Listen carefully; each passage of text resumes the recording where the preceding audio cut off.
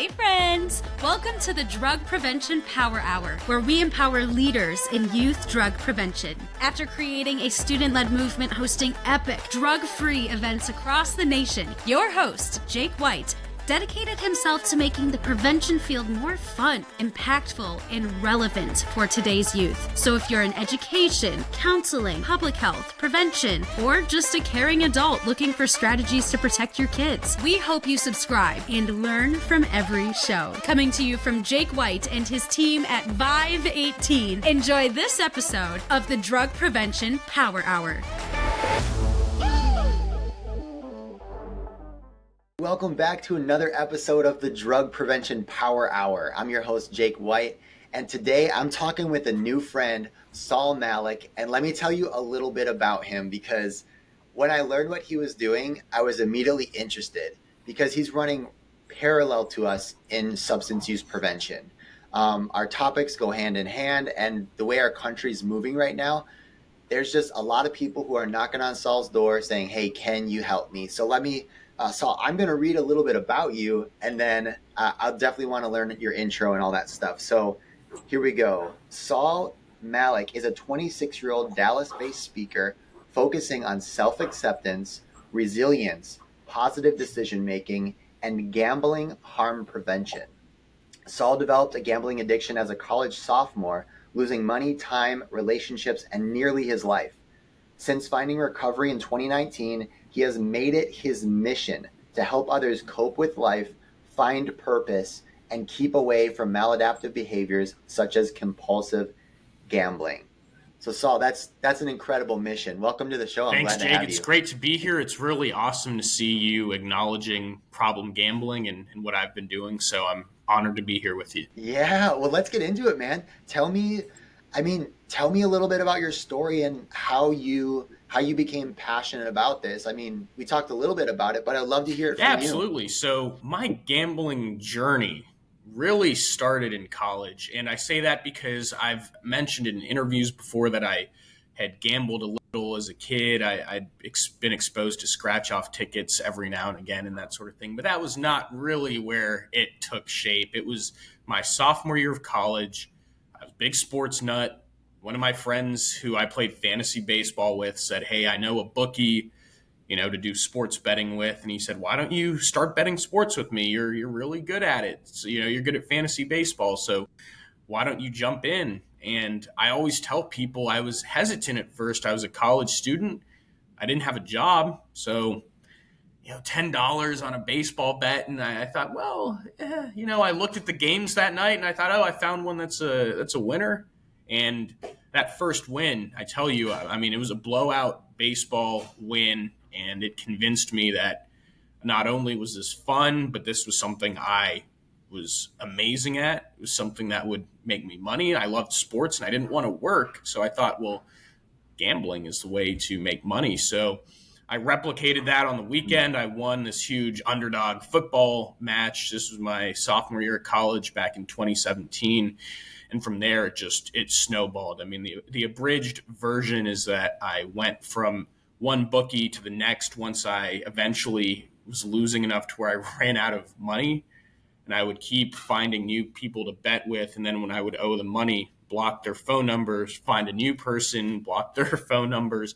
And while all of this was going on, Jake, the world doesn't stop. The world does not stop. So I was still in school. I was still having to sit through classes with my phone on my lap, checking baseball bets, European tennis bets. I was lying to my girlfriend. My parents were affected. So essentially, the reason I'm doing all of this is because of my own journey. And when I quit gambling in 2019, this was right around the time when sports betting was starting to boom here in the U.S.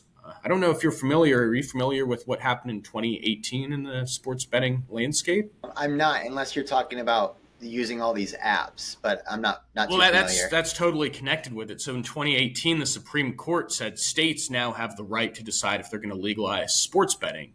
So now you have 38 states, I believe, that have legalized sports betting. So now it's shooting up everywhere. And I saw that and I thought, I'm interested in going back to my high school in Houston and talking to the kids because I'm sure it's a problem. And I know we have an assembly at St. John's where they bring in someone to give a little talk. So it started with that, and then I had the idea that this went well, and I see guys like you really making an impact and being able to speak at schools as a profession. And I thought, well, why don't I take my stab at it? And so since the end of 2022, I've built up my website. I've been doing all the cold outreach that everyone talks about, and I've been able to find myself on some stages now. And it's less about the personal accomplishment, more about being someone to get the message out. So it's been good.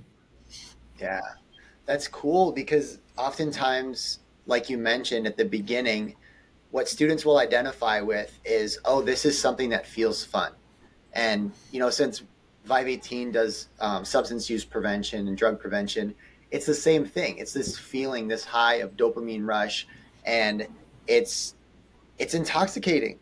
And so when you share your personal story and they relate to that point, but not see the end result, it is important for students who are using, or whether it's gambling or a drug or some sort of unhealthy coping mechanism, to know that there's a way out and you can help them identify that. I'm curious as far as gambling goes, because I'll be honest, a few years ago there was a couple people who said, Jake, you should talk about gambling. And I'm of the perspective that, hey, that's not me. I don't have a personal relationship with that. So I get people's heart when they tell you that, hey, this is a problem, you should help tackle it, because they see you doing one good thing. So it's cool to hear that, like, no, I don't have to say I'm going to do that. Saul is doing that. And I'm curious because back then I also had this skepticism. I was thinking, is gambling really an issue for young people? And I bet, like you're saying, 2018 is probably a time when it became more accessible for young people and more enticing. So what are we seeing today as far as problems with gambling? How prevalent is it, or why is it such a problem? So the thing I first immediately jumped to when you mentioned the skepticism behind youth gambling, exclusively youth gambling, I think it almost, I'm sure to older people that have been through addictions or seen the effects of it on other people, it almost may seem insulting for a 20-year-old kid to go around saying, I have a gambling addiction. They say, hold on a minute. I lost my marriage. I lost my kids. I gambled for 35 years. And this is some college kid who lost $5 to a bookie, big deal. So I think that may be the initial impression to some. That's some of the pushback that I've at least seen online with some of that. But I will say, to answer your question, so I read a recent study by National Council on Problem Gambling. This was within the last couple of years. They said 60 to 80% of high schoolers gamble in some capacity, and you have around 3 or 4% that are have a gambling problem or showing signs that they would have a problem, if I do recall correctly. So it's a big issue, and when it is so normalized and when people do have maybe that initial skepticism, I believe it makes it harder to get help, because first of all, a kid might say, well, I'm just blowing this out of proportion. I just had a bad run of it. I'm just inexperienced. I'll get better as a gambler, or I'll just make more money. It's not a big deal.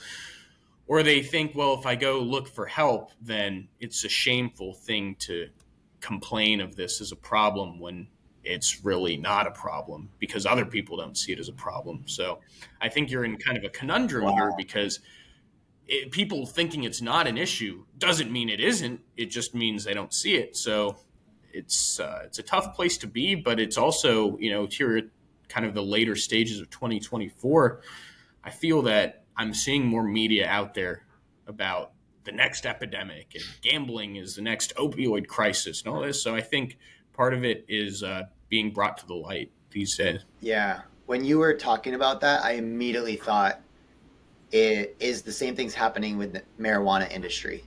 Is the more commercialization you have, the more normalized it is, and the more young people who start doing it. And the younger they start, the more likely they are to develop an addiction.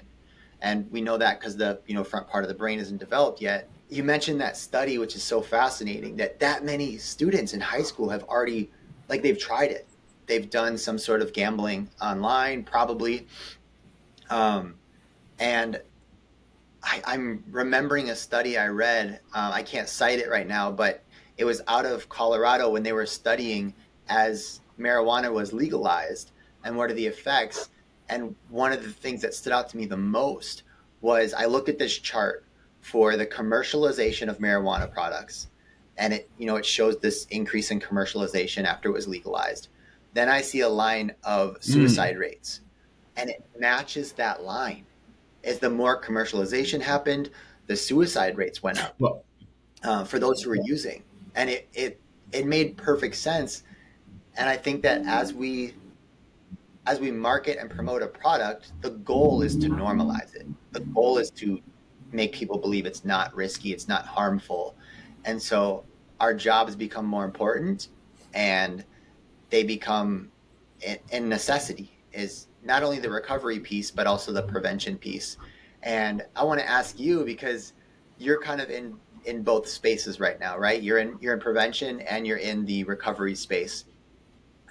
When you're working with young people or schools, is it an immediate buy-in, like, yes, we need this, or is there a little pushback because it's being I normalized? think it goes both ways. I'd say I've gotten better results just by knowing the school administrator. I think starting with my high school and being able to have some familiar faces vouch for me and say, we saw this guy, we think what he's doing is worth having at your school. That's been easier. I think part of it is a regional thing as well. I think that some of the states like up northeast, Connecticut is a big one where they're doing a lot on gambling grants in the colleges. The high schools are looking at it. And so once word's gotten around there, it's been a lot easier.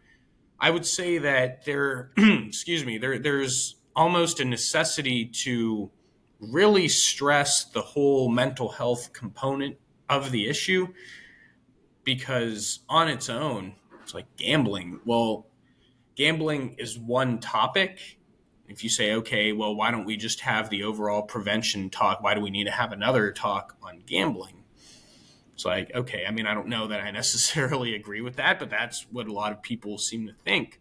So I think really pitching it as, well, here's a mental health talk that has the gambling story and has the information on gambling, but overall is more about choices and decision making. And here's how one could fall into a gambling compulsion by using gambling as an outlet for other things. So I think that's important, how to frame it and still get the point across. Yeah, that is important, because if we keep trying to treat the symptoms instead of the cause, then we're going to struggle. Like, and we've seen this happen, right? Is there's this new drug that comes out, or there's something like problem gambling, high risk behavior is cutting, stuff like that, and it's almost like it goes in fads or phases, and one thing's out, the new one's in, one thing's in, new one's out, and if we keep trying to, like, keep up with that, we're not going to make any progress.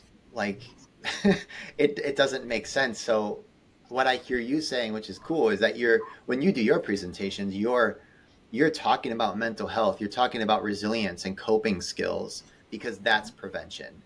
And your tailored style is, you come from the aspect of, hey, my high risk behavior was gambling, and so I can speak to that. But this talk is about you and uncovering kind of those causes and how you can fight back or build healthy habits.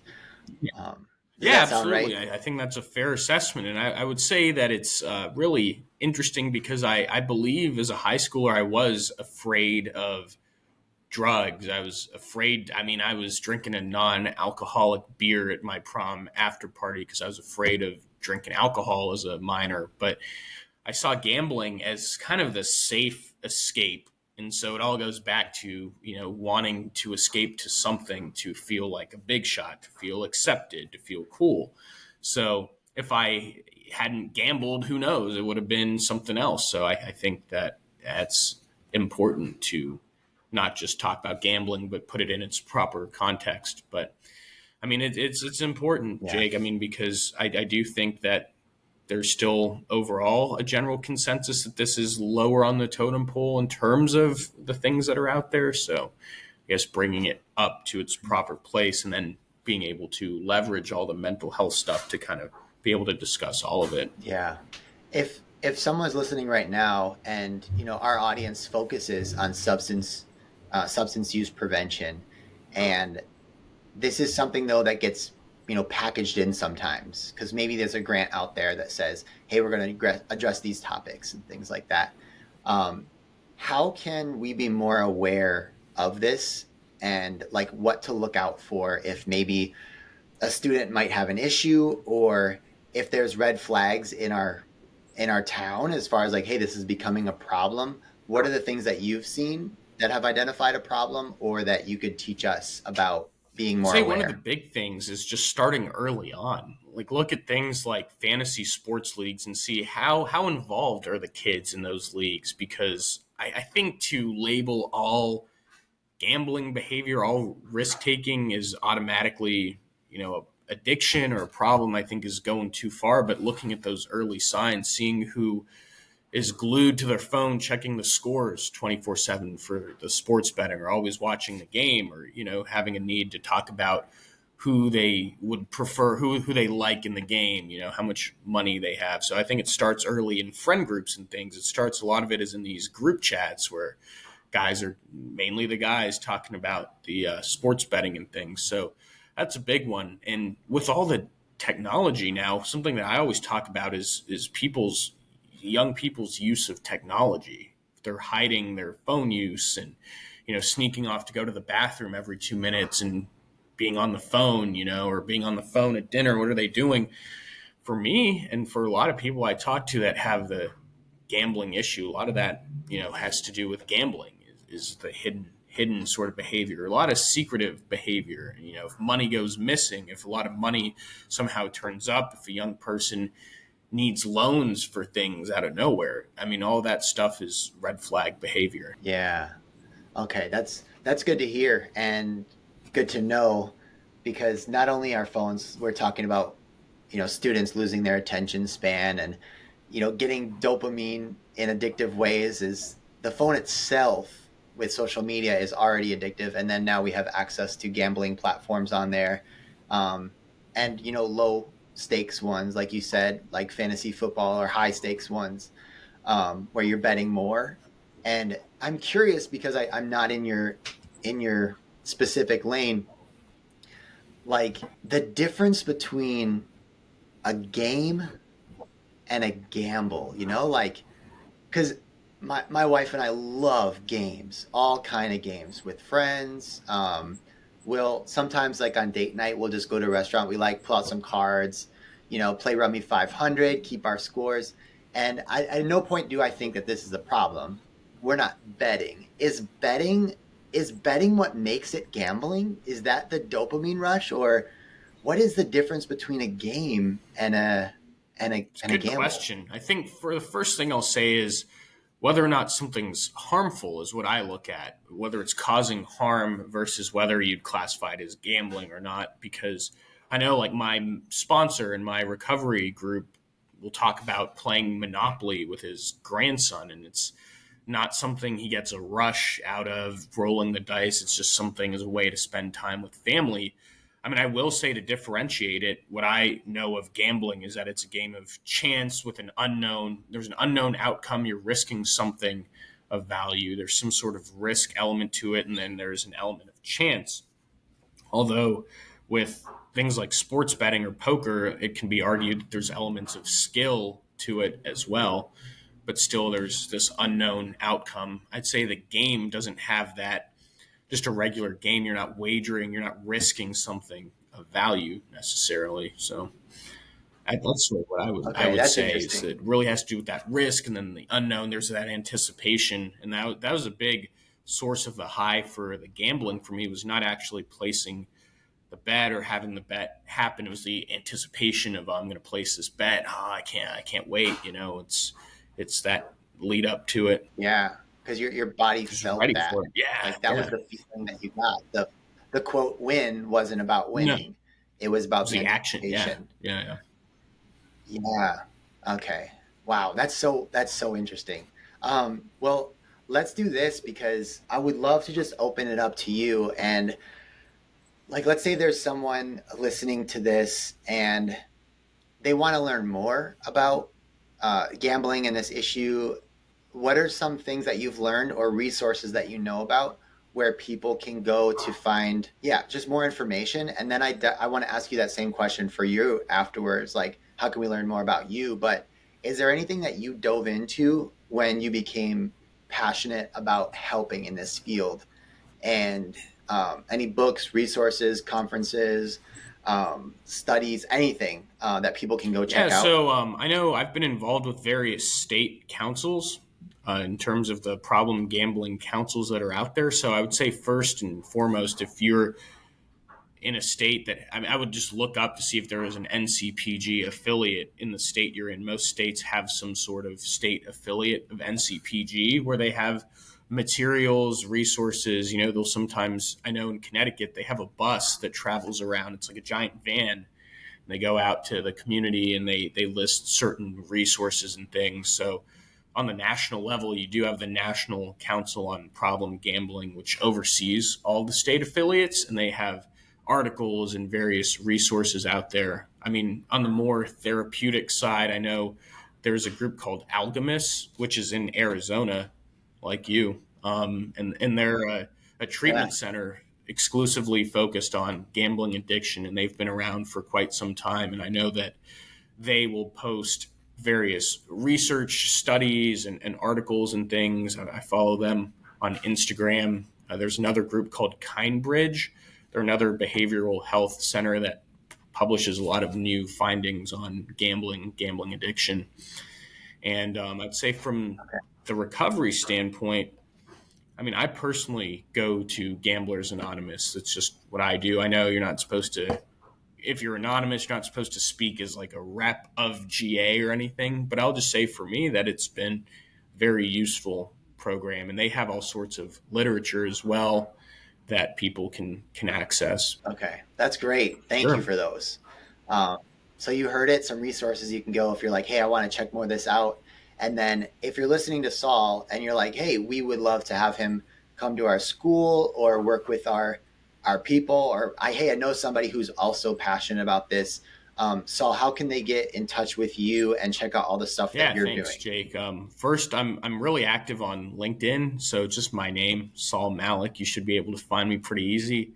I have my own website, which is just saulmalik.com. And I have some clips on there from some podcasts and interviews. I'm looking to upload some more things so I can get some footage from my talks. I think that'll be a more direct view of what I've been doing. So I'm hoping to have that uploaded with these next couple talks. So saulmalik.com. And then I'm on Instagram, Saul Malik Speaking. So you can find me there too. Okay, awesome. That's great. And I'm going to spell it out for anybody who's looking it up. It's Saul, and his last name is Malek, Saul Malik. Well, Saul, thank you for chatting a little bit about problem gambling today with me. It's something I've been curious about, so it's been really good to learn a little bit from you. I appreciate it. Thanks so much for having me. It was a great conversation, and I appreciate your willingness to learn on this topic. Of course. And for everyone listening to the Drug Prevention Power Hour, this has been another episode, and I hope that you learned something here you can share, whether it's adjacent to our work or specifically about how you can do prevention, whether it's primary, secondary, or tertiary prevention a little bit better, because I know we're all better together and we learn from one another. So we will see you next Monday for another episode. Thanks for listening to this episode of the Drug Prevention Power Hour podcast. If you love the show, make sure to leave a review and share what you've learned. And if you need help reducing substance use among youth by educating and engaging students in prevention, visit vive18.com for more information, tools, and resources.